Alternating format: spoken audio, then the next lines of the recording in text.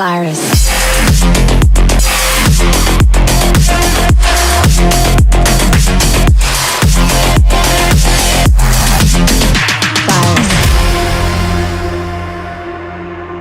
Bonjour à tous, bonjour aux nouveaux arrivants, je vous en prie, venez, venez. Je ne mords pas, et si vous voulez jouer à la PlayStation, il faut venir le plus devant possible. Donc n'hésitez pas à vous rapprocher, ne faites pas comme mes élèves, ne vous mettez pas au fond de la salle. Je ne mords pas, jusqu'à preuve du contraire. Ça reste à prouver, donc on ne m'a jamais vu en train de mordre quelqu'un en tout cas.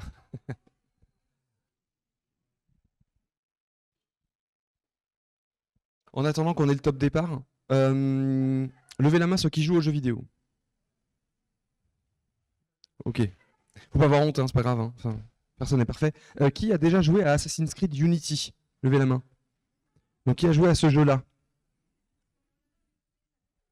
Oui, jouer de manière juste démarrer et se mettre dedans. C'est ce que je considère jouer, hein, vraiment. Bonjour, je vous en prie. C'est pas grave. Bon festival. Ok, donc pardon, j'ai pas relevé la main s'il vous plaît. Non, mais je suis très mauvais prof. Ok. Et tous les autres pas joué à ce jeu-là. Vous connaissez même pas de nom, peut-être connaître juste de nom. Vous l'avez à la maison, mais vous n'avez pas joué au jeu. Ok, c'est lui qui joue, c'est pas nous. Ok. Ah, j'ai fini de meubler les gars. Hein. Je peux plus meubler là. C'est tout bon? Bonjour, bonjour, je vous en prie. Installez-vous. Voilà, il y a un marteau qui rentre dans la salle. J'ai intérêt à pas dire de bêtises, je préviens. Approchez-vous, n'hésitez pas à vous mettre au premier rang. Je ne mords pas. Je vais refaire la même vanne, hein, jusqu'à preuve du contraire. J'ai pas beaucoup de vannes, hein, enfin, je suis désolé, hein, mais...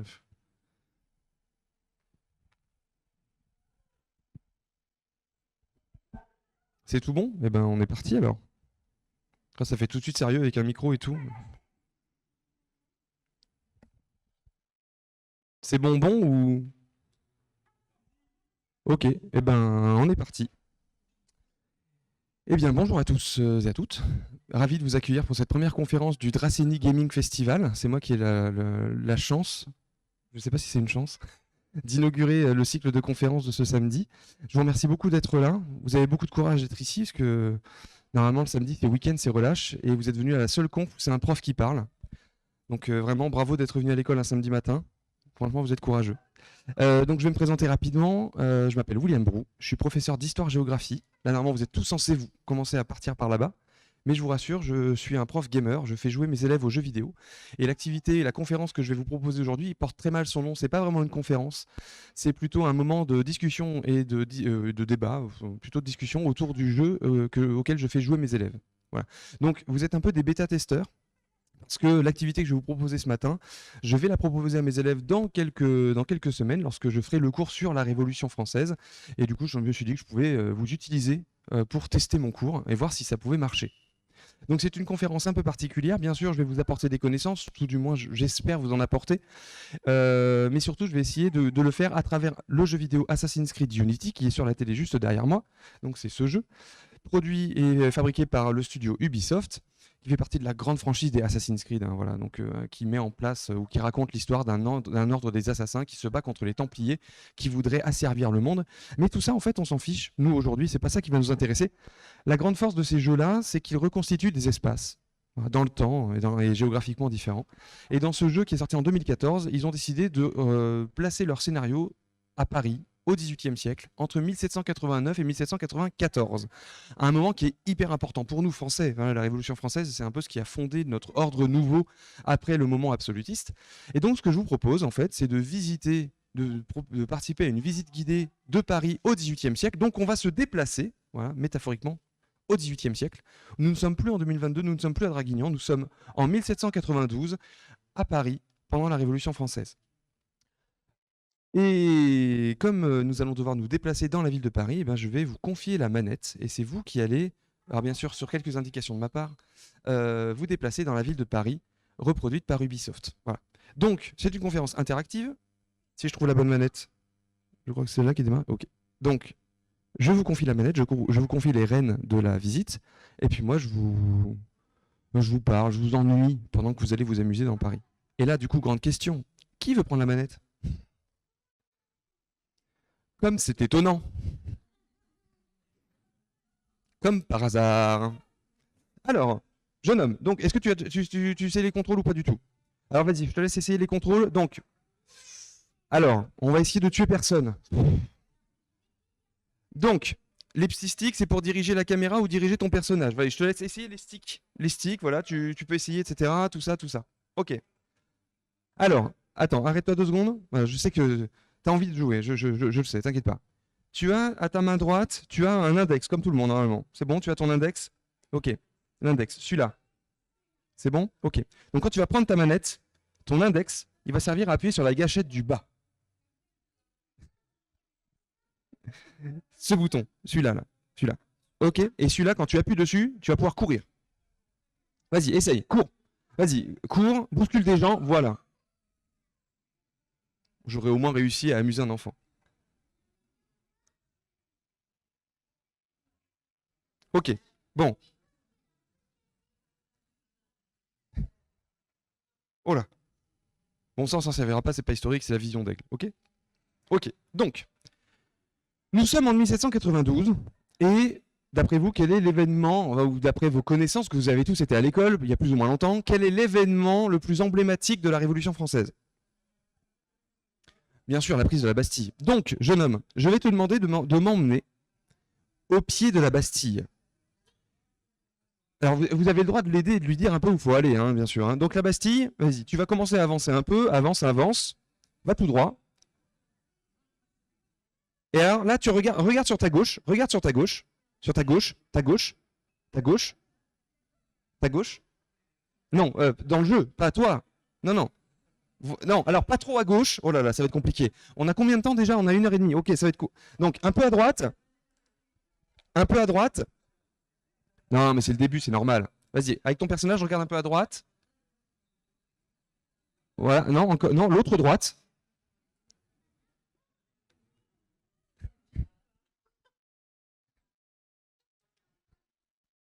Tu prends le joystick de droite. Voilà, et tu tournes vers la droite. Non, l'autre droite, toujours. Là, voilà, ça y est, j'ai envie de vomir. Non, alors, un peu à droite. Non, l'autre joystick. C'était bien, t'étais bien. C'est catastrophique. Et c'est filmé ça? Mince. Alors maintenant, voilà, en fait, c'est ça qui m'intéresse, moi. Et tout le monde s'intéresse, en fait. Enfin, normalement. Bien. Ouh, te bouge plus. Touche rien. On y est arrivé. Donc, il faut que tu m'emmènes devant la porte d'entrée de ce bâtiment-là. Est-ce que quelqu'un veut prendre la manette? Passe la manette derrière toi, derrière toi, derrière toi. Voilà. On va y arriver. C'est bon. On est large. Ah oui, il y a plus d'agilité et de connaissance. Hein. Ok. Donc, moi, emmène-moi devant la Bastille.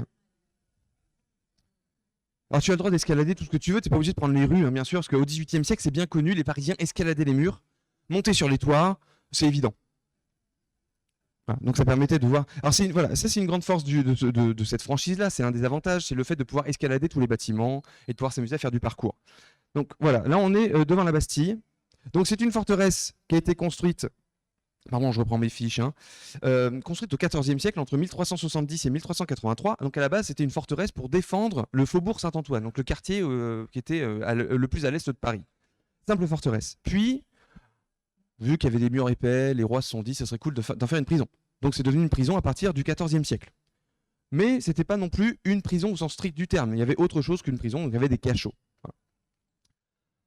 Et forcément, cette réputation de cachot, cette réputation de prison, va subsister au XVIIe, au XVIIIe siècle.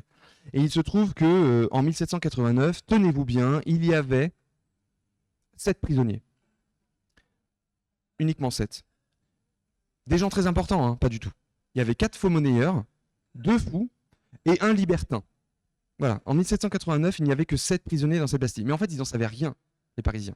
Parce qu'en fait, les Parisiens, ils s'en fichaient de la Bastille. En réalité, en 1789, ils n'avaient pas du tout peur de la Bastille. C'est plus tard qu'on a raconté que c'était le symbole de l'absolutisme royal et qu'on a construit toute une histoire autour. Parfait, c'est exactement la place devant, moi, qui m'intéresse, donc tu continues tout droit, et on va aller voir les gens en colère, parce que c'est mieux connu, les Parisiens sont tout le temps en colère, évidemment. On est sur, alors je ne veux pas vous dire de bêtises, mais c'est la plus grande ville de France. On approche pas le million, mais on n'est pas loin du million. Un peu comme Londres. Ça reste une très très grande ville. Voilà. Alors là, c'est intéressant. Donc on va se balader à travers la population qui...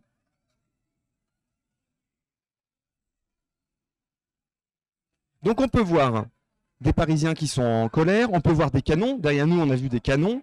Et là, on a ce fameux portillon. Alors juste avant de rentrer dans la Bastille, parce qu'on peut rentrer dans la Bastille, ce qu'on ne peut plus faire aujourd'hui, je vais te demander d'aller un peu à droite. Et normalement, si tu longes la façade, tu devrais trouver un peintre. Donc je te demande de chercher un peintre. Alors il est au sol par contre le peintre, hein.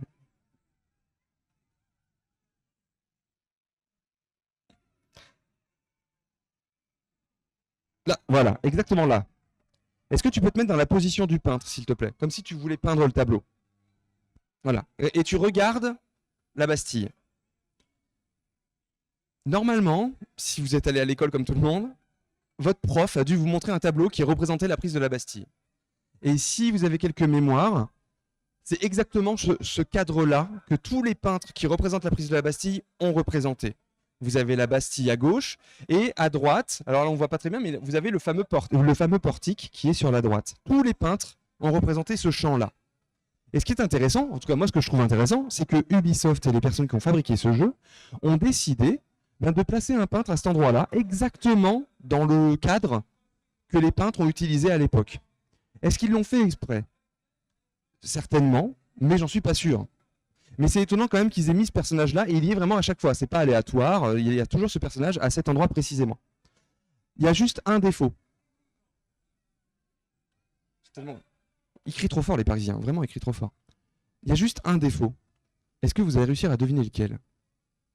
Techniquement, ce qu'on est en train de voir avec le peintre, c'est impossible en vrai, à l'époque. Pourquoi? Est-ce que quelqu'un aurait une idée?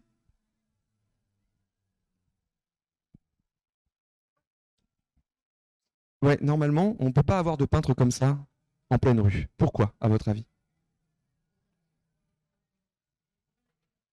C'est pas les artistes, c'est le matériel. Le tube de gouache n'existait pas encore. Et donc en fait, les artistes à l'époque ne pouvaient pas peindre en dehors de leurs ateliers. Donc on a à la fois on va dire un bon mot ou une bonne idée d'Ubisoft de mettre ce personnage-là pour évoquer une réalité, c'est-à-dire les peintres qui ont représenté la Bastille et la prise de la Bastille, mais en réalité il n'y a pas eu un peintre qui était là pour peindre. Attendez, bougez plus surtout, continuez à prendre la Bastille, je fais mon truc. Alors certainement qu'ils ont fait des croquis sur place, ils ont assisté à l'événement et pour avoir une idée de ce qu'ils voulaient représenter, mais techniquement on ne pouvait pas avoir le peintre qui peignait en live comme ça. Ça viendra au début, milieu du 19e siècle avec les tubes de peinture. Donc on va appeler ça un anachronisme. Vous savez ce que c'est un anachronisme? C'est quelque chose, c'est un événement qui, en fait, qui va se passer plus tard. Voilà. Et donc, c'est quelque chose qui n'existait pas exactement à ce moment-là. Bon, on est sur l'ordre du détail, hein, c'est pas ça qui va changer absolument notre vision de la Révolution française. Mais il faut le savoir. Alors, on a une population en colère, et je vous ai dit qu'on était en 1792. Techniquement, dans le jeu, à ce moment-là, hein, quand j'ai avancé dans ma partie, on est censé être en 1792. Et là, il y a quelque chose qui est censé vous faire un peu tilter. Et je vais t'inviter, pendant que je suis en train de parler, à rentrer dans la Bastille. Et tu peux bien sûr l'escalader aussi, soit par l'intérieur, soit par l'extérieur. Et ce qui m'intéresse, c'est surtout d'aller au sud de la Bastille. Si la prise de la Bastille s'est passée le 14 juillet 1789, là on est en 92. Ça veut dire qu'ils sont restés 2 ans devant la Bastille à gueuler comme ça 2 ans. Vous pensez ça crédible? Alors c'est encore moins crédible quand vous savez, et que je vais vous dire qu'à la fin du jeu, on avance encore 2 ans et on finit en 1794, vous retournez à la Bastille, ils sont encore en train de gueuler. 5 ans. 5 ans à rester dans la Bastille, à crier que la Bastille doit être prise, etc. Et en fait, c'est une stratégie d'Ubisoft. Il était impossible dans le moteur du jeu de représenter toute la révolution, une révolution mouvante, si vous voulez. Donc on avance dans le jeu, normalement la prise de la Bastille c'est fait, on la laisse de côté, mais du coup ça supposait que les joueurs ne pouvaient pas retourner à la Bastille, etc.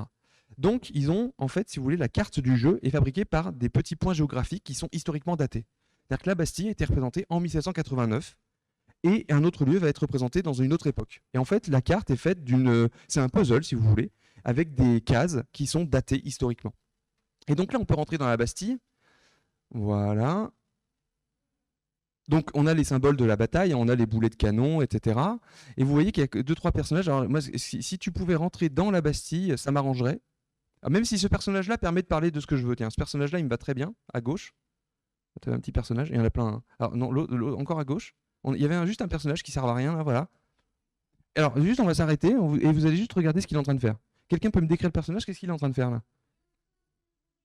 Il est en train de regarder, oui, et il a quoi dans la main? Une pioche. Donc, il joue à Fortnite, visiblement, et il est en train de piocher, etc. Et vous voyez qu'il y a des petites pierres qui sont en train de tomber. Alors là, maintenant, ce personnage, en fait, il est hyper important. Parce que là, vous êtes censé me dire, ah ouais, quand même, ils ont attaqué la Bastille avec des pioches. Parce qu'on est en train de voir la prise de la Bastille. Ils ont attaqué la Bastille avec des pioches. Ils étaient fous. Et j'ai jamais vu ça à l'école.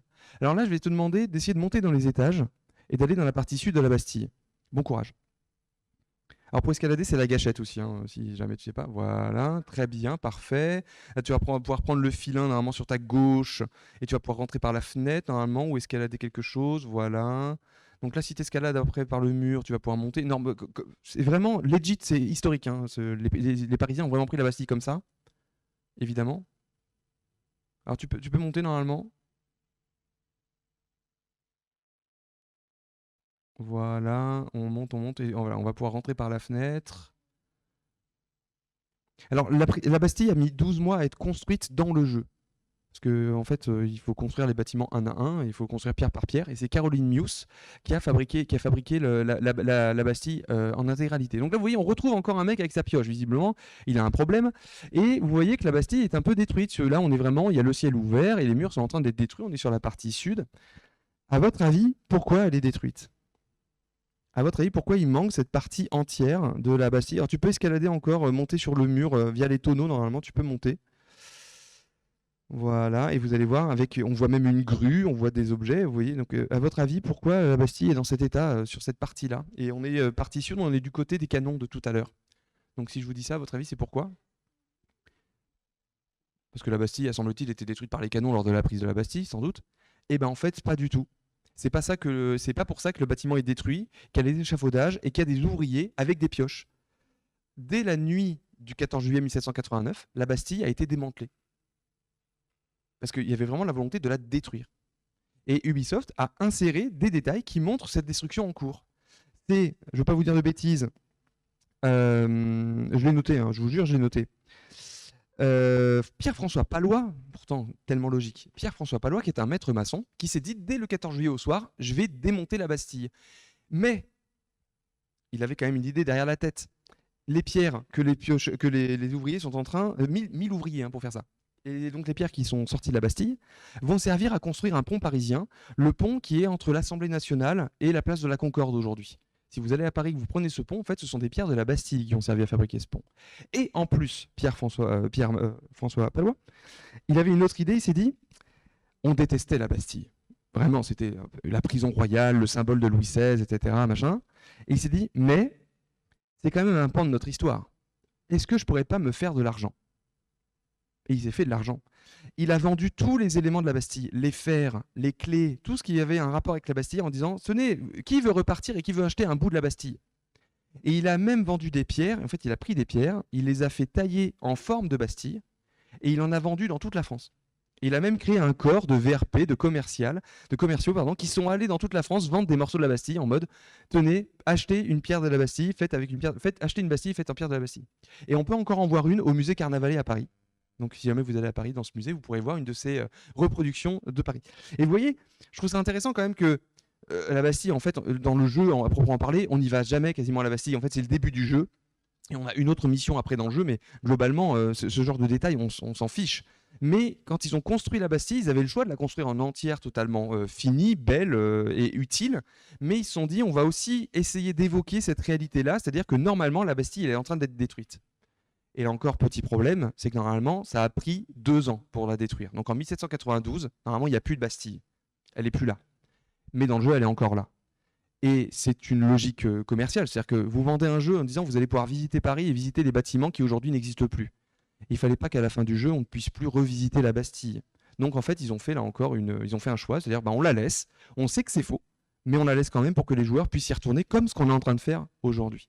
Donc en fait, on a vraiment une Bastille qui date de 1789. Voilà. C'est fini. Je rigole. Ok.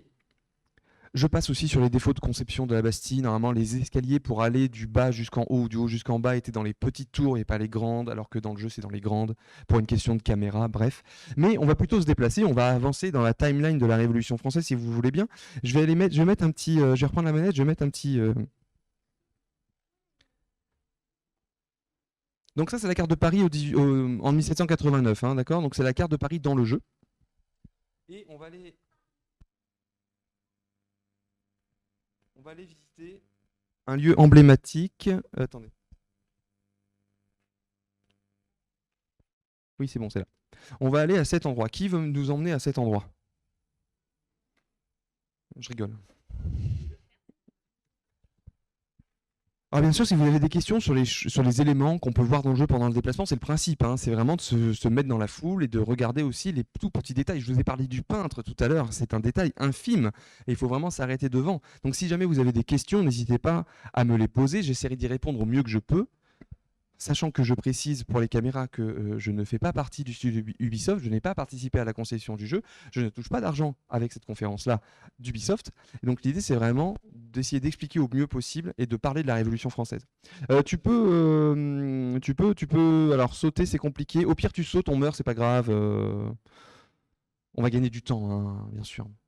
Alors, il suffit de faire la gâchette et tu sautes, voilà, tu forces le saut, voilà. Donc normalement, voilà. Ah, c'est dommage. Mince. Fin de la conférence.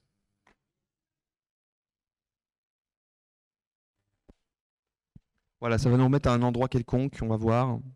Ça aussi, c'est vraiment historique, hein. Quand quelqu'un mourait lors de la prise de la Bastille, bien sûr, il repopait devant pour pouvoir ensuite continuer l'assaut, c'est logique, hein. Donc voilà, on est devant la prise de la Bastille. Normalement, tu devrais avoir le petit...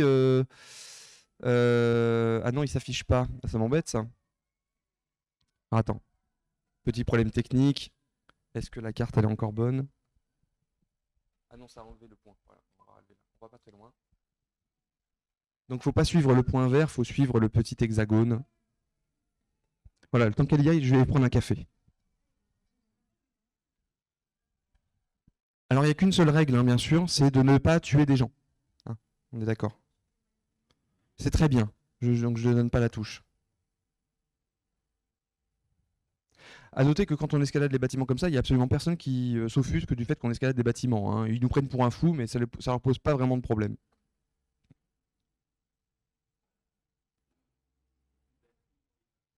Il n'y a plus de Bastille pour les fous, exactement. Donc, il y a encore la cour des miracles, mais c'est pas pour ça qu'on doit y aller dans le jeu.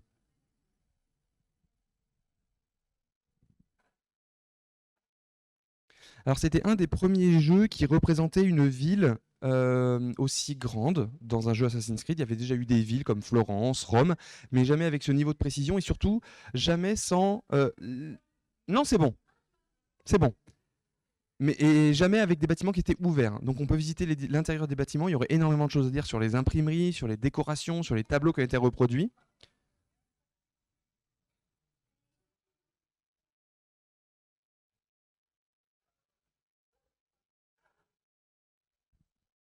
Donc on peut admirer la Seine, on peut admirer Notre-Dame de Paris, qui est entière dans le jeu.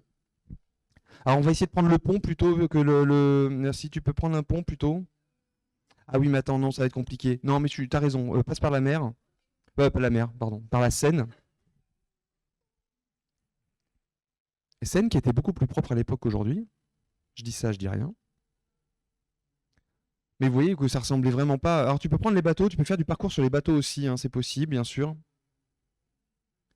Donc là, on est en train de se déplacer sur la petite île Saint-Louis. Je sais pas s'il y en a. J'ai pas posé la question. Qui connaît Paris un peu, qui connaît la géographie parisienne un peu? Deux, normal, normal. Donc là, en fait, on est en train de se déplacer sur la Seine, sur l'île Saint-Louis, qui se trouve juste à côté de l'île de la Cité, où se trouve Notre-Dame de Paris. Voilà. Et on va visiter un lieu très intéressant. On va aborder, tu vas pouvoir rentrer dans le bâtiment, alors pas le carrosse, le bâtiment qui est juste à côté, voilà, c'est le café-théâtre. Alors c'est intéressant le café-théâtre parce que dans le jeu, c'est le QG des assassins. C'est notre QG à nous, c'est là où on peut récupérer des armes, c'est là où on récupère nos missions, etc. Et je trouve ça hyper intéressant pour une raison, c'est que à partir de 1789 et de la prise de la Bastille, les cafés-théâtres deviennent vraiment des lieux politiques, des lieux où les clubs, notamment le club des Jacobins ou tous les philosophes ou les philosophes des Lumières déjà un peu avant au XVIIIe siècle, se réunissent, parlent politique. Et vous connaissez sans doute, peut-être au moins de réputation, le café Procope. Par exemple, c'est un café qu'on étudie souvent en quatrième, parce que c'est là où Voltaire allait discuter, mais c'est là aussi où l'encyclopédie a été imaginée par Diderot et d'Alembert. Voilà. Et c'est là où pardon, pas du tout, Benjamin Franklin venait discuter et aurait signé un pacte avec Louis XVI, etc.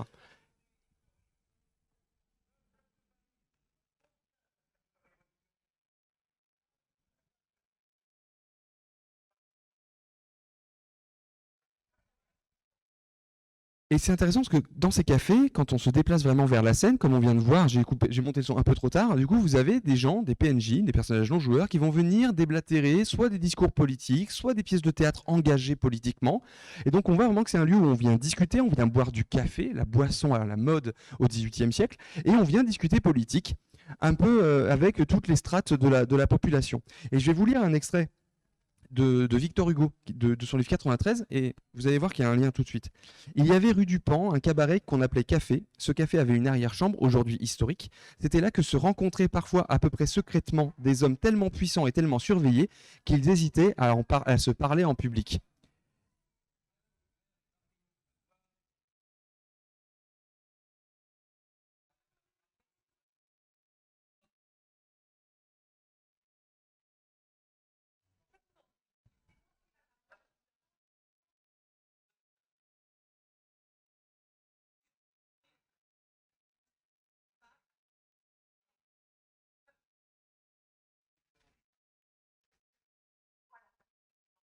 On va pas faire un débat philosophique à partir de ce qui vient d'être dit, mais il faut noter quand même que le joueur qui s'arrête là, qui va passer un petit peu de temps dans le café-théâtre, qui va écouter, aura des notions de liberté, des notions de droits des femmes. On a quand même une femme qui vient débattre avec un homme de la Déclaration des droits des femmes, qui a été coécrite par Olympe de Gouges, etc.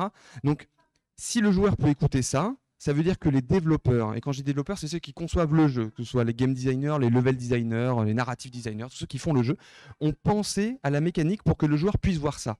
Et donc, à un moment, ils se sont posé la question dans le café-théâtre, qu'est-ce qu'on veut y faire et pourquoi le joueur doit y aller? Donc, il y a ces mécaniques qui retranscrivent la réalité des débats qui pouvaient exister dans les cafés-théâtres.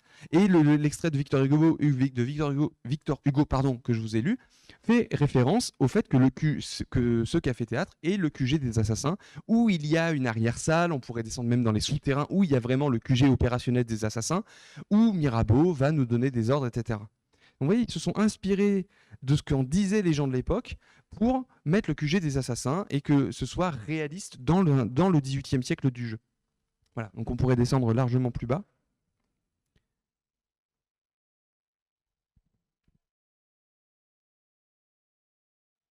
Voilà, on va pas. Alors, là, si tu peux prendre, on va ressortir du QG, parce que j'ai plus grand chose à dire sur le café.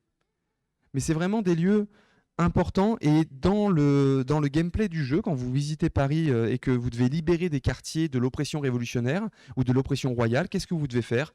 Construire des cafés-théâtres. Vous devez rénover, racheter des cafés-théâtres et les rénover, ce qui va vous donner de nouvelles missions secondaires, tournées principalement autour de la politique. Ah bon, vous allez devoir tuer des opposants politiques, hein, mais bon, c'est tourné vers la politique quand même. Donc voilà le café-théâtre. Un élément intéressant, je trouve, et une bonne mécanique de jeu.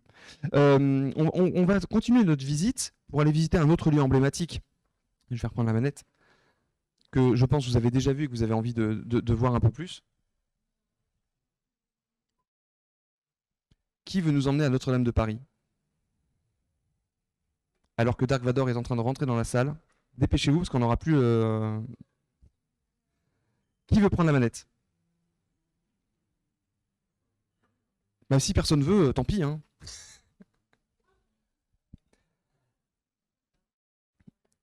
Donc de toute façon, c'est à gauche. Voilà, tu vas pouvoir prendre le pont en face de toi, un peu à droite. Intéressant aussi la représentation des ponts dans le jeu. Je fais un aparté là-dessus, mais on a tendance à oublier que les ponts en fait étaient habités déjà au Moyen Âge et au XVIIIe siècle, Paris est encore une ville très médiévale. Hein, c'est pas le Paris qu'on a aujourd'hui. Faites exactement la même visite que ce que je suis en train de vous proposer à Paris aujourd'hui. Ça ressemble, c'est totalement différent, l'ambiance est différente parce que la ville a été totalement transformée au 19e siècle et encore au 20e siècle.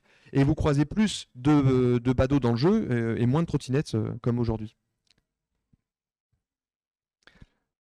Alors là, on est en train de découvrir Notre-Dame de Paris, encore vivante, encore debout, avec sa flèche. Alors flèche, bien sûr, qui est anachronique, elle a été construite au 19e siècle par un architecte qui s'appelle Viollet-le-Duc. Donc là, on est sur un anachronisme, c'est-à-dire un élément qui est postérieur au jeu, mais ils ont voulu le mettre quand même.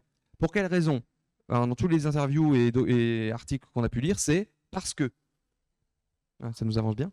Et en fait, l'objectif n'était pas de représenter un bâtiment purement historique, c'était de pouvoir permettre une visite de Paris au XVIIIe siècle. Et donc, ils se sont permis de mettre cette flèche-là, mais ça ne change absolument rien pour le déroulé du jeu. Et donc, on va essayer de se déplacer à l'entrée de Notre-Dame de Paris, alors que Chewbacca vient d'entrer dans la salle,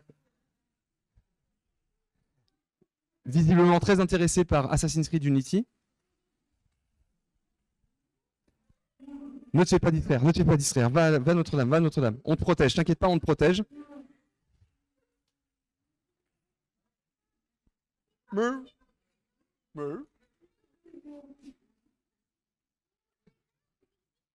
On dirait qu'il existe, t'as tout à fait raison.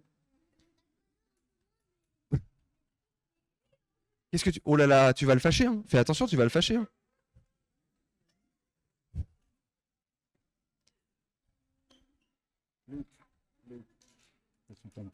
Non, c'est impossible. Mais si, viens avec moi. Nous régnerons entre père et fils au Mais fin fond de la galaxie. Mais je peux pas, j'ai une conf. Pas grave. C'est Luc, Luc, Mais non, mais les gens m'attendent, je ne peux pas abandonner mon poste. Peut-être tout à l'heure. je compte sur toi, Luc. Oui, évidemment. Je suis ton père. Non. T'as quelque chose à dire? Derrière toi? On peut les applaudir.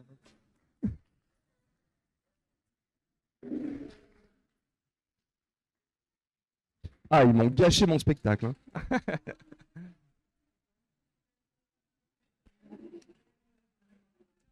Le happening de malade. Donc, on est à Notre-Dame. Merci de ne pas avoir été distraite par le. Merci beaucoup. Donc, on se retrouve devant Notre-Dame de Paris. On a des gens qui, bien sûr, ce sont des Parisiens, donc ils ne sont pas contents, évidemment. On a une scène de liesse. Et en fait, ce qui va m'intéresser, c'est de vous parler d'un phénomène qui se passe dès 1789 et qui va se prolonger jusqu'en 1792. Et en fait, on va le voir en rentrant dans Notre-Dame de Paris.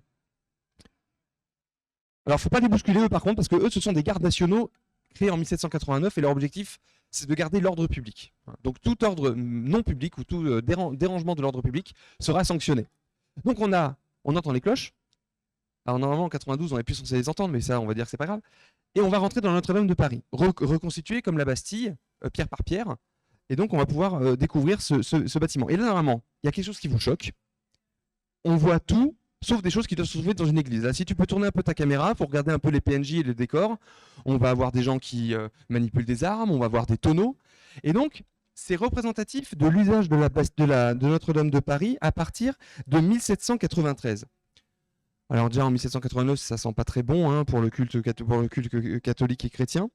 Mais en 89 encore, il n'y a pas de phénomène de déchristianisation. C'est-à-dire qu'en fait, il n'y a pas une volonté de détruire l'Église et de la mettre au banc de la société, etc. Ça va se faire petit à petit. Et alors là, vous voyez, on a vu les tonneaux, etc. C'est-à-dire qu'à partir de 93, l'Église Notre-Dame de Paris devient en fait un dépôt de vin, le dépôt de vin de l'armée du Nord. C'est vraiment littéralement un dépôt de vin. Il n'y a plus de culte, il n'y a plus de prêtre, il n'y a plus rien. Ça sert d'entrepôt. Et en réalité, la tradition veut qu'on dise que c'est l'armée et c'est le vin qui ait sauvé Notre-Dame de Paris en 93. Sinon, il y avait de fortes chances qu'elle soit détruite. Et donc en fait, c'est le vin, pas de messe, qui a sauvé Notre-Dame. Là, il y a un truc intéressant aussi, c'est que vous êtes donc sur le maître-autel de Notre-Dame de Paris, hein, comme il existe encore aujourd'hui, et qui parle, c'est pas un curé, c'est pas un homme d'église, c'est un révolutionnaire, c'est un civil. Et il est en train de faire un prêche civil aux révolutionnaires qui sont dans Notre-Dame de Paris. C'est arrivé dans beaucoup d'endroits, Notre-Dame d'une part, qui a été laïcisée, si on peut dire, mais aussi dans beaucoup d'églises et de lieux de culte un peu partout en France, même dans mon petit village au fin fond de l'Auvergne. L'église, en fait, a été donnée à la commune, aux civils, et en fait, on s'en servait de lieu pour faire des sermons politiques, révolutionnaires aux habitants. Et donc, il n'y avait plus le culte, il n'y avait plus les sermons religieux en mode catéchisme, mais il y avait le catéchisme républicain. Et donc, il y avait des révolutionnaires qui venaient faire la morale en disant la République c'est bien, les nouvelles lois qui ont été votées, etc. Et donc, on a ce phénomène-là qui est représenté vraiment dans le jeu. Et donc c'est pas un anachronisme, enfin si c'est un anachronisme parce que ça vient pas tout de suite en 89, mais ça vient dans le jeu. On le voit dans le jeu. Voilà, alors si tu t'approches trop des bleus, je te préviens. Ouais, voilà, on va éviter. Ah bah c'est trop tard. Voilà. Donc pendant que tu meurs, je vais préparer la suite. Alors il y a autre chose qui pourrait être intéressant. Tu vas retourner vers la porte d'entrée de Notre-Dame de Paris et en regardant un peu vers le haut, voilà. Et vous voyez qu'il y a, on retrouve beaucoup d'éléments de Notre-Dame. Alors il y a une technique. Vas-y, tu vas avancer un petit peu et tu vas aller vers ce treuil-là et tu vas courir avec celui-là, là, juste là, et tu vas escalader grâce à ce treuil de manière parfaitement légale. Voilà, nickel. Et tu vas aller vers ta gauche. L'autre, alors pas tout à fait, c'est pas cette gauche-là. Reviens en arrière, s'il te plaît. Tu vas juste marcher le long. Reviens sur la corniche. Voilà, et tu vas aller sur ta gauche, longer et aller voir l'orgue, s'il te plaît. Parce que c'est très important. Hein. Je suis musicien, c'est faux. Voilà. Et alors là, on va pouvoir l'orgue. Des fois, il y a un organiste qui passe et on peut entendre des sons d'orgue. Et alors, vous allez me dire, ouais, c'est l'orgue de Notre-Dame, etc. Et en fait, non, c'est pas le vrai orgue de Notre-Dame parce que les game artistes n'ont pas eu le droit de reproduire l'orgue de Notre-Dame parce qu'il venait d'être restauré juste avant la création du jeu. Et donc, il y a un droit d'auteur sur la restauration de l'orgue. Donc, il y a un orgue, c'est très bien, mais c'est pas le vrai orgue de Notre-Dame. Encore une fois, des détails qui ne changent pas grand-chose sur la représentation de Notre-Dame et sur ce qu'on peut comprendre de ce que c'était. Mais il faut le savoir, c'est un peu pareil pour les vitraux. Ils n'ont pas eu le droit de reproduire exactement les vitraux de Notre-Dame, même si aujourd'hui, ça nous serait bien utile parce qu'il y en a quand même beaucoup qui ont été détruits dans l'incendie. Voilà. Et donc, il faut savoir, je ne sais pas si vous avez suivi l'histoire, mais suite à l'incendie de Notre-Dame, il y a eu un mouvement de tous les joueurs d'Assassin's Creed qui sont retournés dans le jeu pour revoir Notre-Dame de Paris. Et à ce moment-là, Ubisoft a même donné le jeu à ceux qui voulaient, ils le donnaient parce que de toute façon, ils ne faisaient plus d'argent avec. Est-ce que c'est de la com? Est-ce que c'est un moment de bienfaisance, d'altruisme? Bon, je laisse juger qui. Mais l'essentiel, c'est que moi, ce qui m'intéresse, c'est que les joueurs qui avaient joué à Unity ont vu leur cathédrale brûler et sont retournés dans le jeu pour la voir. Voilà. Et donc ça a fait des petites vidéos, des let's play, des choses comme ça. Ça va pour le moment? Je vous ennuie pas trop? Faut me le dire, hein. Parce que de toute façon, je ne changerai absolument rien. On va ressortir de Notre-Dame et on va se déplacer vers l'hôtel de ville. On va continuer notre avancée, notre visite de Paris, mais aussi notre avancée dans le temps. Donc pareil, hein, tu peux descendre, tu peux tomber, au pire on meurt, c'est pas grave. Alors c'est marrant aussi, à différents endroits de Paris, vous pouvez voir, on l'a vu sur Notre-Dame, sur le parvis, vraiment au-dessus des portes, il y a il y a cette phrase, la liberté ou la mort, qui est devenue d'ailleurs le gimmick ou le slogan du jeu. Voilà, c'était la liberté ou la mort, Assassin's Creed Unity, etc.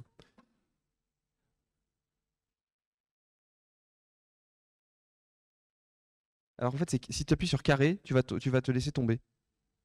Et carré, voilà. Oh, une poule. Alors, qu'est-ce que j'ai à dire sur les poules? Alors, les poules au XVIIIe siècle. Je rigole, j'ai rien préparé sur les poules, ne posez pas de questions sur les poules. Donc là, on va ressortir, etc. Alors, juste, regarde, un truc trop intéressant, c'est bien qu'on soit tombé dessus. Regardez, sur la porte, si tu peux aller sur la droite de la porte. Voilà. On va voir un peu partout dans la ville de Paris, dans Assassin's Creed, on voit des pancartes comme ça, des documents. Et ce sont des documents réalistes, ce sont des vrais docs d'archives qu'on peut voir d'ailleurs dans tous les manuels scolaires. Et donc vous avez notamment là le document qui vous dit la République est indivisible, liberté, égalité ou la mort. Voilà. Et en fait, c'est un document d'archives, c'est un vrai document qui était déjà placardé à l'époque. Alors par contre, là, on le voit partout, hein. Il y en a tout le temps, parce qu'en gros, ils ont fait 5 docs, ils ont tout mis, ils ont placardé à plein d'endroits. Parce que l'idée, c'est pas de faire une ville réaliste, c'est qu'on arrive à se mettre dans l'ambiance. Et le joueur ne ferait jamais ce qu'on est en train de faire, c'est-à-dire qu'il s'arrête jamais à chaque coin de rue. Il faut qu'en visitant la ville et qu'en la parcourant, il ait l'impression d'être dans un Paris révolutionnaire. D'accord? Donc là, on va aller vers l'hôtel de ville. Tu sais où est l'hôtel de ville?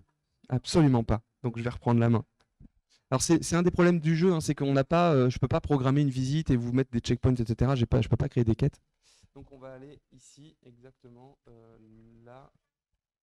Voilà. On a de la chance, Paris est une petite ville.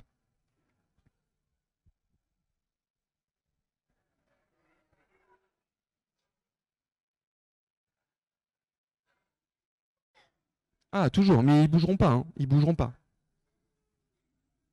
Alors vous remarquerez que quand on se balade dans là on voit bien à droite et à gauche, on voit bien ces bâtiments qui sont encore très médiévaux. On sent bien que la ville de Paris, c'est pas une ville goudronnée, c'est pas une ville qui ressemble à ce qu'on connaît aujourd'hui avec les boulevards haussmanniens ou les bâtiments qui sont très 19e, 20e siècle. On est vraiment à Paris en 1789. On est vraiment dans une ville médiévale, c'est le Moyen-Âge encore, avec ces rues qui sont d'ailleurs même pas pavées, il y a quelques rues pavées, il n'y a même pas de trottoir, donc c'est vraiment une ville médiévale, on est au Moyen-Âge. Là ça se voit bien avec les maisons sur le pont aussi, les ponts étaient totalement habités.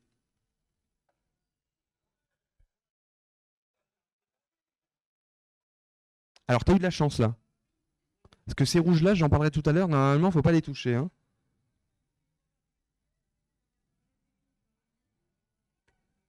Ah oui, mais là, il te tire dessus, tu vois pas, voilà. Et ben justement, bon, tu les as déclenchés. Alors le but, c'est que vas-y, va là-bas, hein, fonce, hein, fuis. Et là, vous allez dire, donc il y avait les gardes bleus qu'on a vus tout à l'heure, c'était la garde nationale, donc c'était un peu la police légale de Paris, créée, qui était sous la direction du marquis de Lafayette, le héros de la guerre d'indépendance américaine. Et là, on a croisé des mecs en orange-rouge, dès qu'on les approche, dès qu'on les touche, ils sont méchants. Eux, c'est des révolutionnaires pur jus, quoi.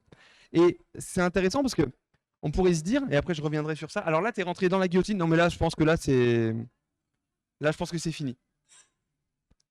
Et ça vous allez dire, mais c'est quoi ce prof qui fait jouer à un jeu dans lequel on peut mourir, on se fait attaquer tout le temps. Enfin, c'est n'importe quoi. On est quand même là pour parler de Révolution française, pour apprendre l'histoire, etc. Mais est-ce que la Révolution française, c'est pas un peu ça aussi? Est-ce que c'est pas un peu cette violence perpétuelle et cette peur des anti-révolutionnaires? Vous savez, ces gardes rouges là qui vous attaquent tout le temps, etc. On pourrait dire, oui, mais non, mais c'est juste pour créer du jeu, etc. Attendez, je reprends ma fiche, hein, parce que je connais rien par cœur. Mais en fait, moi, je vois un parallèle avec des massacres qui ont eu lieu en septembre 1792. En septembre 1792, donc après l'attaque du Palais des Tuileries dont on parlera tout à l'heure, il y a eu entre 1100 et 1400 exécutions publiques dans Paris, et je ne parle pas de guillotine, hein, je parle vraiment de massacres par balles, par des petits groupes révolutionnaires qui n'étaient pas du tout normés. C'est-à-dire que ce n'étaient pas des groupes de gardes nationaux, c'était juste des petits groupes qui estimaient qu'ils devaient chasser les anti-révolutionnaires. Donc les criminels de droit commun, ceux qui étaient soupçonnés d'être contre la Révolution, les prêtres réfractaires, enfin tous des gens qui étaient réputés anti-révolutionnaires. Je ne sais pas si vous vous rendez compte, en l'espace d'un mois, c'est même pas un mois, c'est 2-3 jours, entre 1100 et 1400 morts. Et c'est exactement ce qu'on est en train de vivre avec ces gens en jaune. En fait, ils sont partout dans la ville. Et quand on en recroisera, n'hésitez pas à m'arrêter et à me le dire, parce qu'en fait, on écoutera ce qu'ils ont à nous dire. Et en fait, ils le disent. Bah alors, je t'ai pas vu à la manif l'autre jour. Bah alors, t'as dit un truc anti-révolutionnaire. Ils le disent concrètement. En fait, le sound design, les feedbacks sonores et les dialogues nous invitent aussi à penser que ces gens-là sont des révolutionnaires vraiment hardcore, quoi, et qui veulent tuer tout le monde. Donc là, on se trouve devant l'hôtel de ville de Paris, qui est très moderne. Il ne ressemblait pas exactement à ça à l'époque. Aujourd'hui, quand on y va, on peut voir JO, Paris 2024, etc. Donc c'est le palais d'Anne Hidalgo. Et devant, on voit quelque chose de très intéressant. Donc bien sûr, la place de Grève. Très connue, la place de Grève. Mais surtout, on va voir, c'est là où tu es morte, il faudrait retourner, mais sans mourir.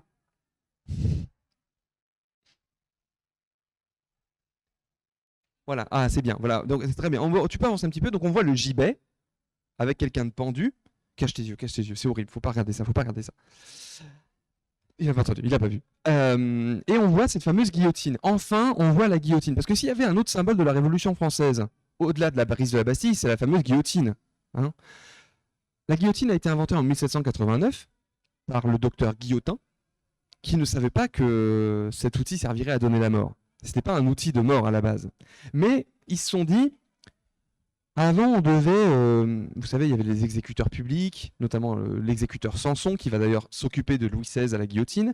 Et donc avant, on tranchait, on pouvait couper la tête, mais on le faisait à la main, c'est-à-dire qu'on faisait à la hache, ou à l'épée, enfin surtout la hache, ou alors on pouvait pendre, on pouvait écarteler, hein, je vous passe toutes les modes de mise à mort que l'histoire de France a connues.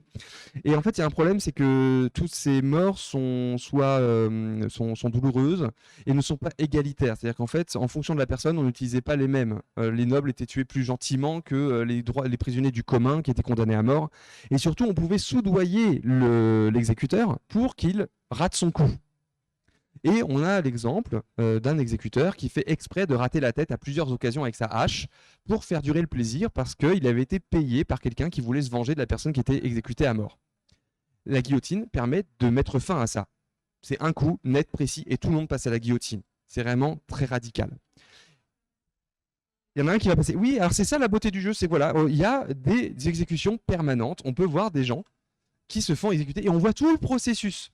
Ouais, je me mets devant, je me mets devant. Donc, vous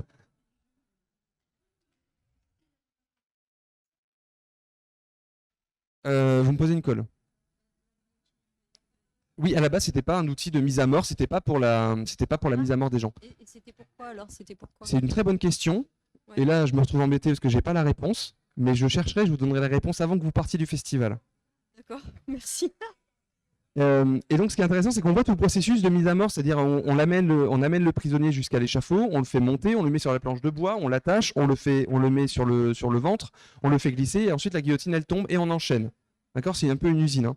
Et en fait, ce qui est intéressant, c'est que on est ici le 25 avril 1792, concrètement. C'est la date de la mort du premier prisonnier, et c'est la première mort par guillotine, c'est le 25 avril 1792 sur la place de Grève, et on a même le nom du prisonnier qui est mort, c'est Nicolas Pelletier. On connaît le nom du premier mort par guillotine. Ensuite, ce qui est intéressant, c'est que cette guillotine, elle va se déplacer. En réalité, il n'y a qu'une guillotine à Paris pendant la Révolution française, et elle va changer de place en place, elle va voyager. Et vous allez voir que le jeu va nous mentir quelque peu, parce qu'en fait, on va voir plusieurs guillotines en même temps dans le jeu. Mais même principe que pour la guillotine, même principe que pour la Bastille, ils ont représenté des lieux en fonction de la date qu'ils voulaient représenter. Et donc, il y a ces sortes d'attroupements qui vont se faire autour de la décapitation et de la guillotine. C'est aussi un spectacle qui est fait, parce que c'est la révolution qui est en marche. Et le peuple veut participer à cette révolution. Voilà, donc les anti-révolutionnaires sont décapités et le peuple prend sa liberté en faisant ça. Hein. Donc le but, c'est vraiment de finir la révolution et d'avancer dans la révolution. Alors, je ne sais pas si on voit ce qui m'intéresserait, mais je crois que là, ça n'a pas popé. De manière aléatoire dans le jeu, place de Grève et un peu partout dans Paris, on va voir des gens avec une tête au bout d'une pique. Vous voyez, à chaque fois que la tête elle coupe, vous avez ouais, super, un mort de plus.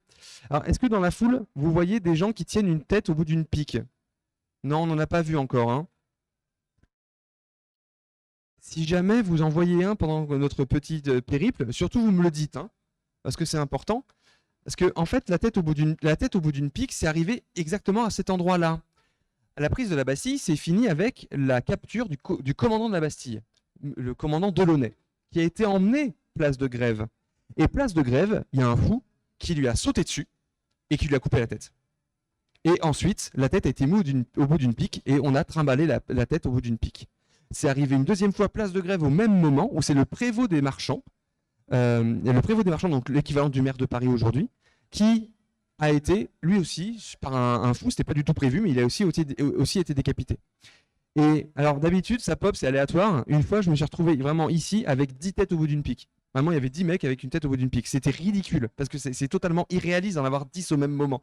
Et en réalité, c'est pas une punition qui est normalement prévue. C'est vraiment, c'est des coups de sang, si vous voulez. C'est des moments où ça explose et il y a des gens qui pètent un câble parce que voilà, ils en avaient vraiment marre. Et donc, il y a quelques personnes qui ont comme ça été décapitées à l'arrache et la tête a été mise au bout d'une pique, mais c'est assez rare, ouais. Qu'est-ce que j'avais d'autre à vous dire? Non, mais là, on va s'arrêter pour pour le palais des Tuileries, pour l'hôtel de ville. Si, peut-être un dernier détail. L'hôtel de ville, sur un de ces balcons, on pourrait rentrer dedans, hein, il n'y a pas grand-chose d'intéressant, si ce n'est qu'ils ont reproduit les dorures et ce bâtiment intégralement. Et en fait, c'est d'un de ces balcons que Louis XVI a porté la première cocarde tricolore. Voilà, qui a été reçue par le nouveau maire de Paris, Jean-Jacques Bailly, et on va avoir le roi qui a été reçu et à qui on a mis la cocarde tricolore pour la première fois. Voilà.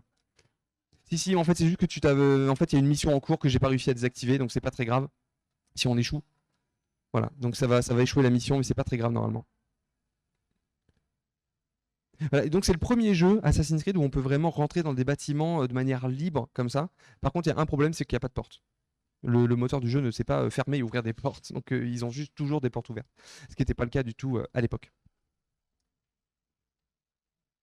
Donc voilà, on peut se balader dans les différents bâtiments emblématiques de la ville. On va continuer notre visite, si vous le voulez bien, on va se déplacer vers un lieu qui, moi j'aime bien.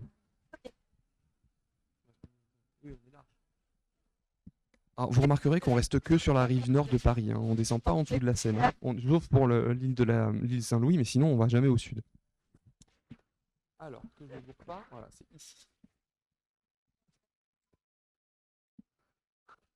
Je repropose, quelqu'un veut prendre la manette?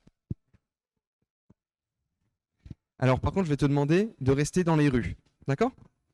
Dans les rues. Vous pouvez l'aider hein, si jamais... Ça veut rien dire, pas savoir jouer. Ça, c'est pour déplacer. Et ça, c'est pour... Donc, là, tu te déplaces. Et ça, c'est pour la, voilà, la caméra. Et donc, tu suis le petit... tu suis là, ici, tu vois? T'as un petit symbole là. Il faut que tu suives ça. Et tu restes dans les rues.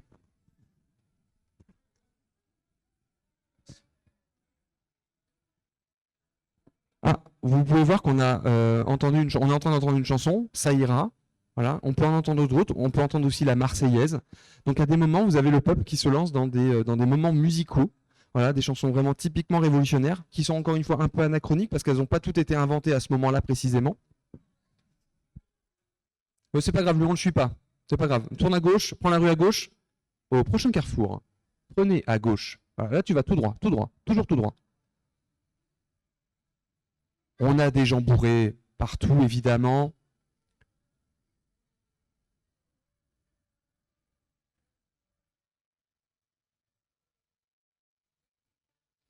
C'est bien, parfait. Toujours tout droit, toujours tout droit. Donc là, vous pouvez voir des scènes de liesse avec des gens qui dansent. On entend de la musique. Il y avait vraiment l'idée dans ce jeu de reproduire une vie parisienne, de reproduire en fait une ambiance. Parce qu'en fait, les historiens, s'ils devaient reproduire Paris au XVIIIe siècle, il n'y a rien de tout ça. En fait, on n'en sait rien. On ne sait pas qui est cette personne. On ne sait pas les gens du commun. On ne les connaît pas. On est incapable de vous dire où ils sont. Et donc, un des boulots de ces studios-là, quand ils font des jeux historiques, c'est d'essayer de reproduire une ville que les historiens eux-mêmes ne connaissent pas exactement. On a des grandes lignes, on sait à peu près comment ça fonctionnait, on sait à quoi ça ressemblait, on a quelques plans, on a quelques visuels de bâtiments, mais les gens du commun, la majorité des gens, on ne les connaît pas. Et donc, il y a cet objectif des concepteurs de jeux de reproduire une vie dans des villes. Alors, on doit y être, justement. Alors là, âme sensible, s'abstenir. Donc, attends. Reviens derrière toi, parce qu'il faudrait rentrer dedans. Alors déjà, si tu regardes un peu en l'air, est-ce que tu peux regarder en l'air? Là, déjà, vous avez une petite idée. Voilà, vous avez déjà une petite idée de là où on va se déplacer. Voilà. Et donc, il faudrait rentrer à l'intérieur du bâtiment. Enfin, du bâtiment. De la cour. Normalement, à un des coins.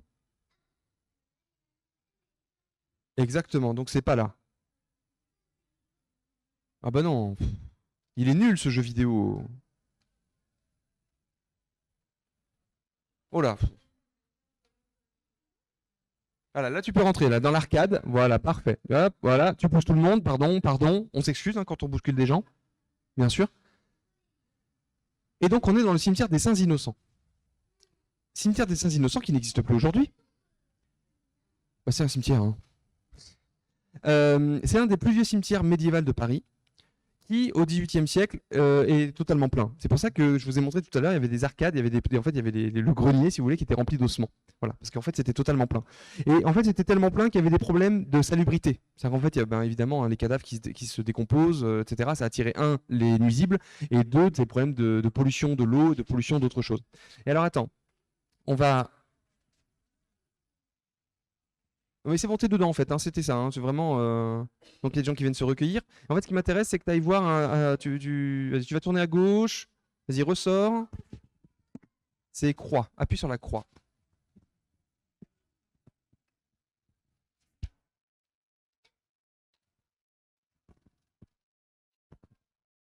Faut que tu laisses. Et ensuite tu te déplaces avec l'autre joystick. Attends.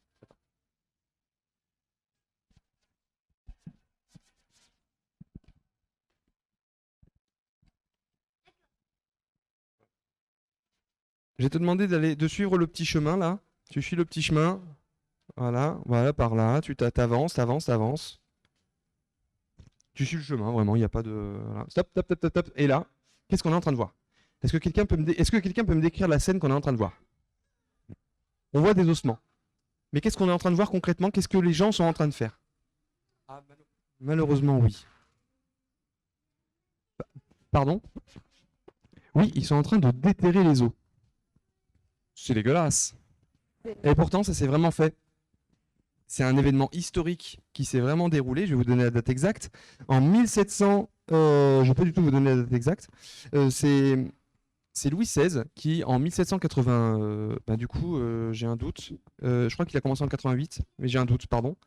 Va décider, en fait, parce que le cimetière était insalubre, de déterrer les ossements et de les transférer dans les carrières de pierre qui se trouvent sous la capitale.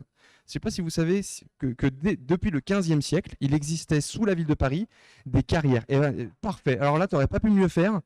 Je vais te demander de descendre justement dans le souterrain. Et elles prendront le nom de catacombes beaucoup plus tardivement.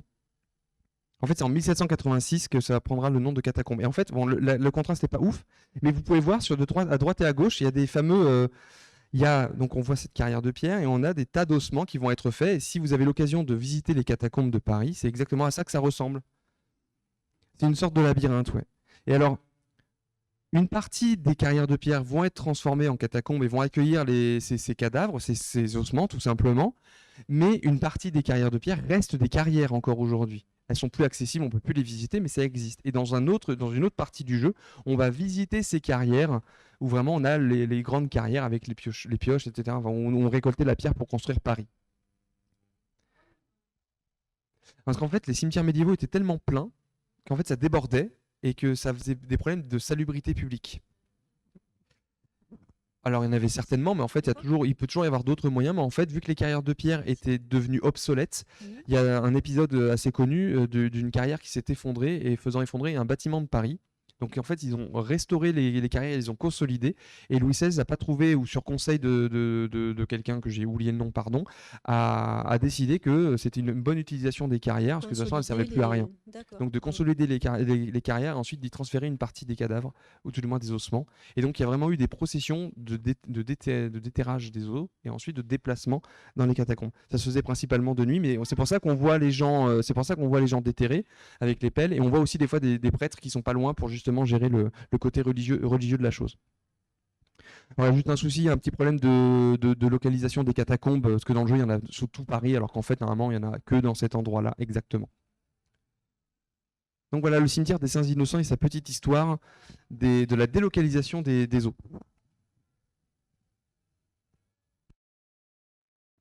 Il se passe beaucoup de choses dans le jeu, dans le monde souterrain, c'est vraiment un monde à part.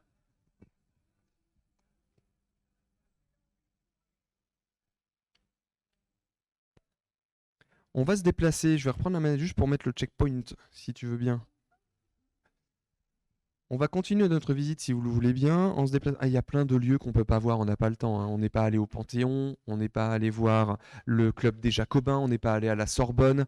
Il y aurait plein de lieux qu'on pourrait aller voir. On n'est pas allé voir la conciergerie, ni la prison du Temple. Donc on pourrait faire une visite de 3 heures, hein. Mais malheureusement, j'ai pas le temps.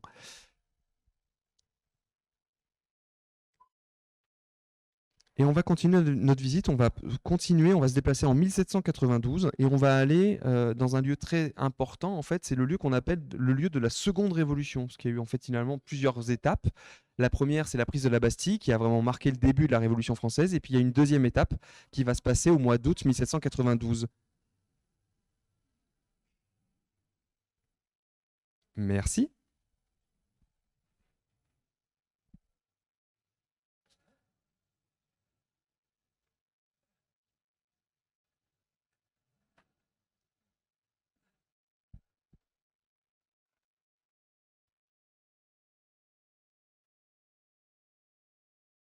Alors, le temps qu'on y aille, je vous demande de me trouver ou de m'interrompre ou d'interrompre mademoiselle si vous voyez deux choses. La première qui m'intéresse, c'est quelqu'un qui porte une croix, qui est comme ça et qui porte une croix. Voilà. Je le fais très bien, je vous jure, c'est moi qui ai fait l'animation. Et si jamais vous voyez une femme aussi qui est en train de vendre des journaux, un peu comme ça. Donc si vous voyez ce genre de personnage, arrêtez-moi. Donc c'est la gâchette la gâchette en bas à droite pour pouvoir courir plutôt que d'être accroupi. Voilà. Alors je vais te demander de rester dans les rues du coup pour pouvoir...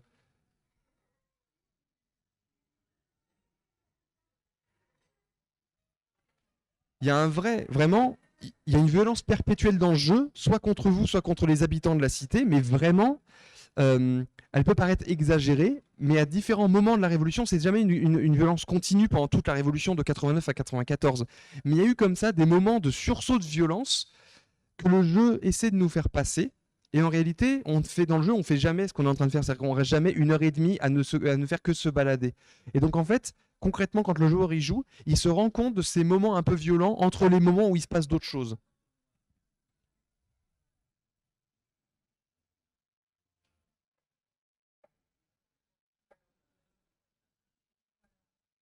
Attends.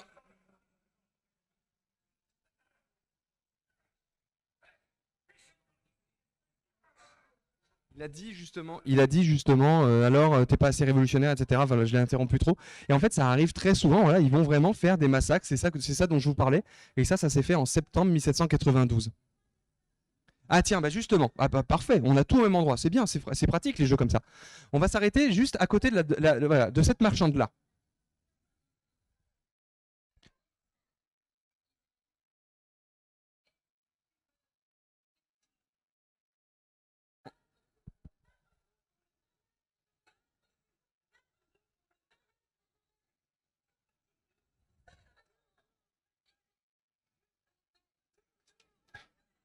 Vous pourrez chercher sur vos téléphones.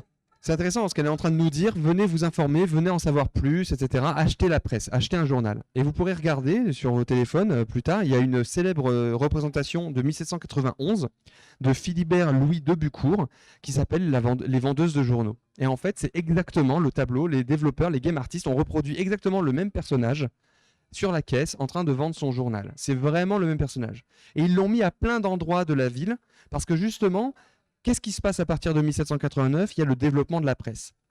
Avant la prise de la Bastille, il y a à peine 5 journaux dans Paris.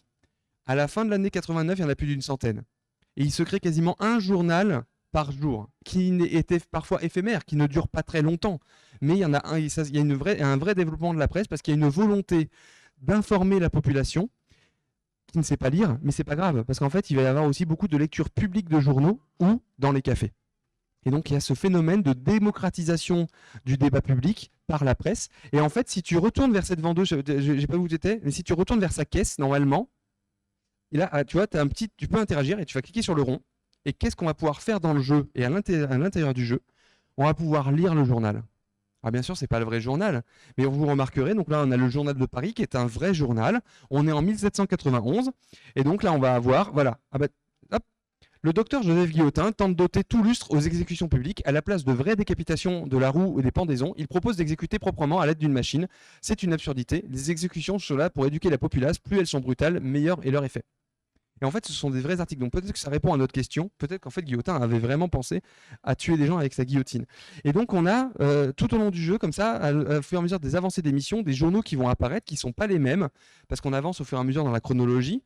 Si on avait fait le jeu tout à l'heure, on serait en 1789, ensuite 92, 93, 94, et ça nous tient au courant des guerres contre l'étranger, des guerres extérieures contre les Prussiens notamment, qui essaient de défendre Louis XVI, etc. Et donc, ça ne fait pas avancer l'histoire. Vous n'avez pas besoin dans le jeu de lire le journal pour avancer et pour finir le jeu, mais il y a eu cette volonté d'inventer une mécanique de jeu pour permettre aux joueurs de se mettre dans la peau de quelqu'un du XVIIIe siècle qui pouvait enfin lire le journal. Bon, vous êtes quelqu'un de lettré quand même, hein. La majorité ne pouvait pas lire le journal, machin, etc. Donc il y a quand même ce biais, on va dire, mais en réalité, ça traduit quand même une réalité de l'époque. Super, bon, ça c'est fait. Il manque plus que le mec avec sa croix. Donc on va pouvoir se déplacer jusqu'au Palais des Tuileries pour le dernier quart d'heure qui nous reste.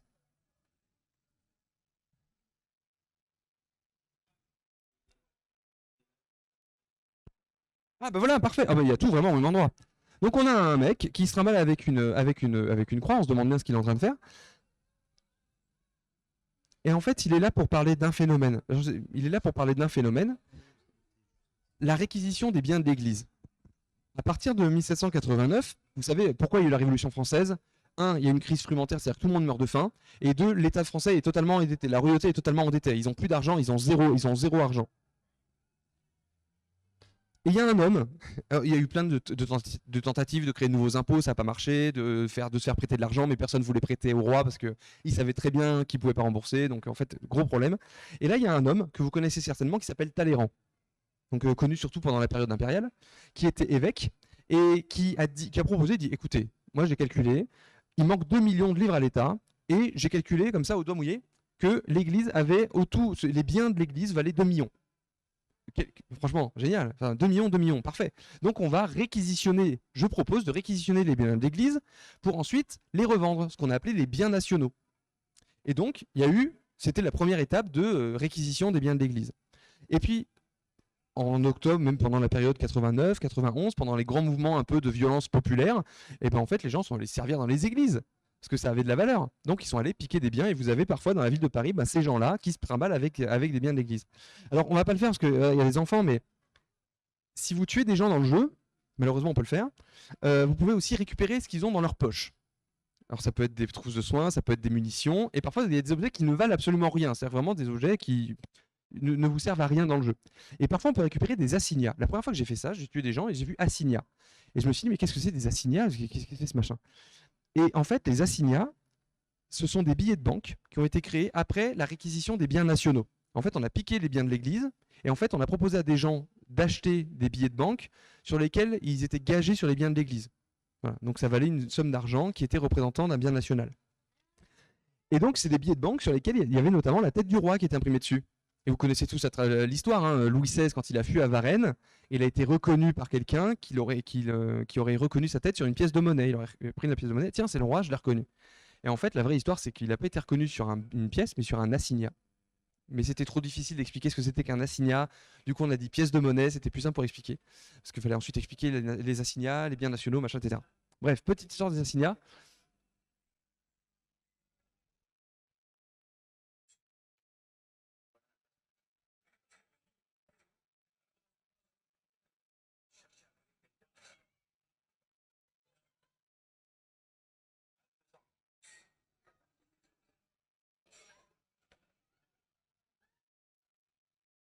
Vraiment un climat de peur, hein. Et ça va pas en s'arrangeant, hein. Après, quand il y a la terreur qui se met en place, la loi des suspects, il y a vraiment un phénomène dans Paris au XVIIIe siècle de peur constante de se faire dénoncer et de ne pas survivre. D'accord? Donc c'est pas forcément une violence physique, mais c'est aussi une violence morale. Alors, on a rien vu. On coupera au montage, les gars, hein, d'accord? Allez, on va aux Tuileries. On va aux Tuileries, on a tué personne, tout va bien. Alors, on remarquera aussi que, vous voyez, il y a plein de charrettes de foin dans la ville de Paris. Alors que, je vous l'ai dit, on est censé être en crise frumentaire, c'est-à-dire qu'il n'y a plus de blé, hein, il n'y a plus de pain, il n'y a plus de blé, mais par contre, il y a du foin partout, hein. Allez, vas-y, on va se déplacer. Va devant. Alors, attends, non, c'est de l'autre côté, du coup, ce sera très bien. Fais le tour par ce côté. Voilà, parfait. Là, on est au niveau des jardins des Tuileries, pour ceux qui maîtrisent à peu près la géographie de Paris. Et voilà, et on va aller juste devant les Tuileries, voilà, exactement là. Tu risques rien, tu as le droit d'y aller normalement. Voilà. Alors, le palais des Tuileries, ancien palais royal, c'est là où siégeait le roi. C'est là où Louis XIV siégeait avant d'aller à Versailles. Il a déménagé parce qu'il trouvait ça trop petit. Louis XIV. Trop petit, trop froid. Et surtout, il avait une peur, Louis XIV. Il avait la peur du peuple. Il ne voulait pas que le siège du pouvoir royal sorte en plein cœur de Paris au milieu du peuple. C'est pour ça qu'il a déménagé à Versailles, après avoir construit, et en fait, il n'a jamais fini Versailles, en vrai. Et donc, après la fuite de Varennes, Louis XVI, après la marche des femmes à Versailles, le roi est ramené à Paris. C'est-à-dire qu'en fait, on en a marre, le peuple en a marre, les révolutionnaires en ont marre que le roi soit à Versailles. Parce que Versailles, c'est pas Paris. Et donc en fait, tout le monde rapatrie Paris et les révolutionnaires décident de ramener Louis XVI dans le palais des Tuileries, du coup qu'on a vu juste devant, ici. Voilà. Ancêtre, voilà, vraiment un des premiers palais royaux. Elle n'existe pas, mon grand, en 1789. Et pourquoi je vous dis que c'est un moment important? Parce que vous voyez que c'est le bazar. Enfin, il y a des pavés, il y a des drapeaux, il y a des barricades. On sent bien que c'est la guerre. Et si tu vas derrière et que tu vas vers les Tuileries, voilà, on voit des gens qui sont vraiment en train de se tabasser, hein. Vraiment, là, c'est une violence interpersonnelle entre révolutionnaires. Donc, on sent que c'est un moment de tension. Et là, en fait, on est le 10 août 1792, pardon, le 10 août 1792.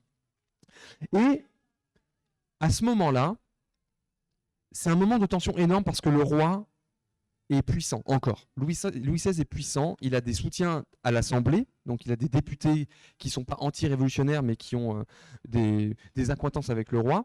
Et donc la population a peur que le roi réussisse à renverser la révolution, à l'annuler et à revenir à un système absolutiste. D'accord ?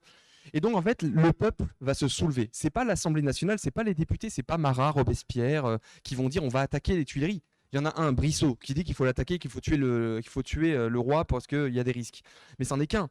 Et en fait, l'Assemblée nationale qui siège de l'autre bout des Tuileries, ils sont pas très loin, ils sont à quelques centaines de mètres, ne veulent pas tuer le roi. Il n'y a pas cette volonté de mettre le roi à mal, etc. Et donc, le peuple se sent qu'il y a un malaise. Et donc, ils vont monter, prendre d'assaut entre 10 et 20 000 sans-culottes, donc vraiment des gens du peuple, hein, vont prendre d'assaut les Tuileries. Ils vont attaquer le château. Le roi est obligé de fuir. Il va fuir à travers le jardin des Tuileries. Donc, on va suivre exactement son chemin. Donc là, je vais t'inviter à faire comme si tu étais le roi. Donc, de l'autre côté, non, tu fuis les Tuileries. Voilà, tu vas traverser la foule. Voilà. Et donc, le roi va fuir les Tuileries à travers les jardins, qui était un lieu qui avait beaucoup de passages. Hein. C'était vraiment un lieu où on débattait à ciel ouvert. Hein. C'était vraiment un lieu de rassemblement, comme ça l'est finalement encore aujourd'hui. Il y a des gens qui vont se promener aux Tuileries, etc. Et donc, le roi commence à fuir, il fuit vers l'Assemblée nationale, il va se réfugier chez les députés qui ne sont pas nécessairement ses amis. Mais je rappelle, à cette époque-là, 1792, il n'y a aucune volonté de tuer le roi. C'était pas dans les plans, il n'y avait aucun plan pour ça. Le but, c'était de travailler avec lui. D'accord ? Mais des événements vont précipiter un peu sa chute. Donc, il s'enfuit, etc. Une fois que les Tuileries sont restaurées ou que le palais sera, voilà, que la population sera apaisée, le roi sera enfermé à la prison du Temple. Donc le 10 août 1792, c'est la dernière fois que le roi a vécu en famille dans son palais. À partir de ce moment-là, il va être en prison, dans la prison du Temple, et les députés vont commencer à réfléchir à qu'est-ce qu'on va pouvoir faire. Et vous connaissez la suite de l'histoire, et en fait, on va s'y diriger tout simplement. On va aller au dernier lieu de la visite. On va aller place de la Concorde.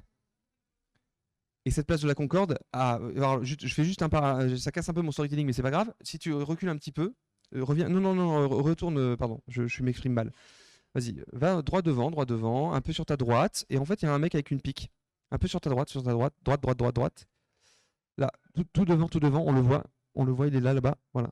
Et vous voyez, on a ces fameux personnages qui popent de manière aléatoire, des PNJ, des personnages non joueurs, qui apparaissent avec une pique et une tête, on ne sait même pas la tête de qui, parce que ça fait partie de l'imaginaire révolutionnaire. On ne peut pas se mentir. On va pas se mentir, le jeu s'inspire aussi beaucoup de l'imaginaire de la Révolution. Et ce que je suis en train de vous dire, c'est moi qui interprète ou qui parfois surinterprète ce que le jeu veut vous dire. D'accord ? Mais c'est aussi mon rôle de faire un peu d'analyse critique de ce qu'on peut voir dans le jeu, et c'est ce que je fais avec mes élèves. Voilà. Donc on va retourner cette fois-ci. Alors si tu le bouscules, ce qui est rigolo, c'est qu'il laisse tomber sa pique. Voilà. Voilà. Bon, c'est pour le côté un peu rigolo du truc. Et tu peux prendre la tête. Non, je rigole. Tu peux prendre la tête. Pardon, c'est ça qui est... Tu peux prendre la tête. Non, je rigole. Ne fais pas ça. Hein, c'est pas moral. Donc là, on se dirige vers la place de la Concorde, où on retrouve quoi ? En plein centre. Et elle est parfaitement visible parce qu'elle est vraiment sur un échafaud très élevé. On va retrouver cette guillotine. Alors va doucement, parce que si tu t'approches trop, tu vas pouvoir tu vas te faire embêter. Ce que tu peux faire par contre, c'est faire le tour par ta droite, il y a des estrades. Et tu peux monter sur les estrades sans te faire trop embêter. Ou tu montes sur la charrette qui permet d'emmener les prisonniers. À votre avis, quel est l'événement qui est représenté, quelle date est représentée dans cet espace de la ville de Paris ? Si c'est pas au moins la date, au moins l'événement. Qui est mort ici? Non. Quelqu'un de beaucoup plus important. Même pas une petite idée? On vient des Tuileries. Exactement, c'est Louis XVI. Louis XVI est mort sur cette place le 21 janvier 1793. Date très facile à retenir parce que c'est le jour de mon anniversaire. Voilà. Ouais, c'est génial comme date. Donc on est le 21 janvier 1793 et là on ne voit pas exactement l'exécution de Louis XVI parce que c'est une animation aléatoire, vous voyez, c'est une animation qui tourne en boucle en fait, hein, donc c'est pas lui qui meurt. Dans le jeu on le voit mourir, on assiste à son exécution. Et on le voit arriver sur l'échafaud, monter, etc. Et je vous renvoie à l'illustration qu'on connaît tous, le tableau qui nous montre justement la tête de Louis XVI qui est vraiment montrée au peuple, etc. Mais avant de parler de l'exécution, parce que, enfin, au final, on va pas en parler beaucoup, parce que l'exécution a eu lieu et elle est assez classique. Je vais juste revenir sur un petit cliché, d'ailleurs, que le jeu exploite, c'est sur le procès de Louis XVI. Pourquoi on l'a guillotiné? Il n'y avait aucune intention de le faire mourir. Tu as le droit de te balader hein, pendant que... Même si ça va distraire tout le monde, mais c'est pas grave. Il n'y avait aucune intention de faire mourir Louis XVI. Vraiment, c'était pas du tout dans les projets. Et c'est une fois qu'il a fui à Varennes et qu'il y a eu ce problème aux Tuileries que finalement il y a eu des bribes, des faisceaux d'indices qui disaient en fait on peut pas lui faire confiance. Vous voyez, on peut pas lui faire confiance. Non, mais on peut vraiment pas lui faire confiance. Et donc les députés vont décider en fait, de juger Louis XVI après les événements d'août 1792. Donc le procès va se dérouler pendant plusieurs mois. Et contrairement à ce qu'on pense, il n'y a pas juste eu une question, est-ce qu'il est coupable ou est-ce qu'on le guillotine? Il y a eu un vrai procès avec 3 questions que je vais vous lire. La première question qui a été posée aux députés, c'est Louis est-il coupable de conspiration contre la liberté de la nation et d'attentat contre la sûreté de l'État? À l'unanimité des 721 députés, oui. Il est coupable. C'est tout. Deuxième question, ça c'est le 15 janvier. Le 16 janvier, le jugement sera-t-il soumis à la ratification du peuple à l'unanimité? Non, pas d'unanimité, mais non. Majoritairement, non. Donc on ne demande pas l'avis au peuple. L'Assemblée représente le peuple. Quelle sera la peine? Sera-t-elle, et là il y avait un choix à 2 conditions, sera-t-elle une mort inconditionnelle, donc il meurt, point, ou sera-t-elle une mort conditionnelle ou une détention à vie? Il y avait plusieurs options qui étaient proposées, mais qui étaient regroupées dans la catégorie mort conditionnelle. Et la tradition veut que ça se soit joué à une voix. D'ailleurs, le jeu Assassin's Creed, la narration, la mission, on voit la voix, ce serait le mec qui a dit qui a fait pencher la balance. Et en réalité, la mort inconditionnelle a été votée à 387 contre 334 pour la mort conditionnelle. Donc ça ne s'est pas du tout joué à 1. Donc la décapitation, parce qu'il était jugé et exécuté comme tous les autres citoyens. Et il y avait une dernière question qui s'est posée le 19. Y aura-t-il un sursis à l'exécution? On a quand même voté le sursis de l'exécution. On l'a condamné à mort, mais est-ce qu'on va le sauver quand même? Parce que c'est le roi. Il n'est plus de droit divin, il n'y a plus de privilèges, il n'est plus de droit, mais c'est le roi. On a des siècles de monarchie derrière nous, en 1789. Ils ont conscience que c'est un bouleversement politique. Enfin, vraiment. Non à 380. Donc ça ne s'est pas joué à une voix non plus.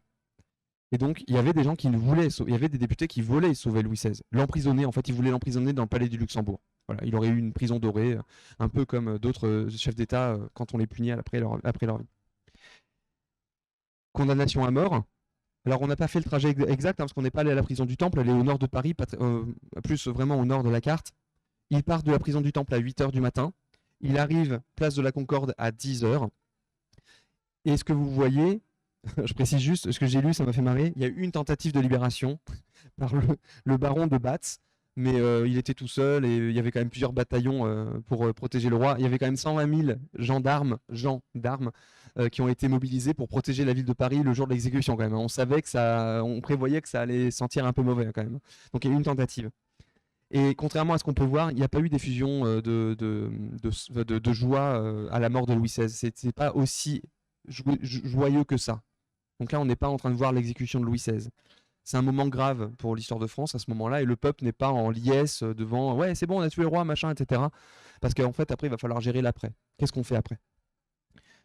Par contre, la guillotine, une fois que Louis XVI est mort, en 93, elle va rester à cet endroit, sur cette place-là. Alors, je peux vous donner les dates pour information. Entre le 11 mai 1793 et le 8 juin 1794, et entre juillet 1994 et novembre 1994, donc au pire moment de la Révolution. On est au moment de la terreur, au moment de la loi des suspects, au moment où vraiment on veut protéger la Révolution et le moindre suspicion de trahison ou d'idées anti-révolutionnaires va être sanctionné. Voilà. Et la guillotine conclut mon temps. J'ai tenu le créneau. Je vous remercie énormément d'être venu à cette conférence jeu, à ce nouveau format. J'espère que vous avez appris plein de choses, à la fois sur le jeu et sur la Révolution française. Je reste à votre disposition après si vous voulez discuter de différents éléments. Et je suis aussi preneur d'éléments d'amélioration, parce que comme je vous l'ai dit, je vais jouer ça avec mes élèves et tout élément un peu d'amélioration est le bienvenu. Je vous souhaite un bon festival, un bon Dracénie Gaming Festival, et merci encore.